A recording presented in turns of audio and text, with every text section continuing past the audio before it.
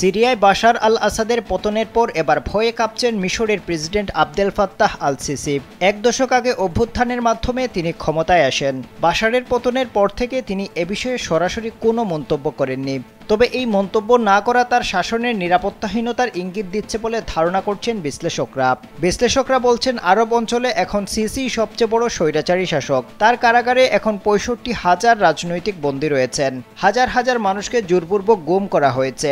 সবচেয়ে বড় কথা হলো, নির্যাতনকে তিনি রাষ্ট্রীয় নীতির পর্যায়ে উন্নীত করেছেন, যেটি মানবাধিকারের বিরুদ্ধে বড় ধরনের অপরাধ। স্যান্ডেলিনা সো, রূপচর্চায় আভিজাত্য। ডিসেম্বরের মাঝামাঝি সময় আবদেল ফাত্তাহ আল সিসি সামরিক ও পুলিশ কর্মকর্তাদের সাথে একটি বৈঠক করেন।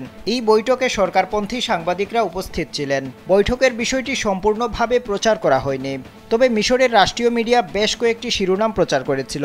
এর মধ্যে অন্যতম দুটি শিরোনাম হল সিসি আসাদ নন এবং মিশরীয়দের সিরিয়ার বিদ্রোহীদের পদাঙ্ক অনুসরণ করা উচিত নয়। এরপর ২৩ ডিসেম্বর মিশরীয় রাষ্ট্রসংযুক্ত নিউজ আউটলেটগুলো জনসাধারণের উদ্দেশ্যে সিসির একটি বক্তৃতার ভিডিও সম্প্রচার করে।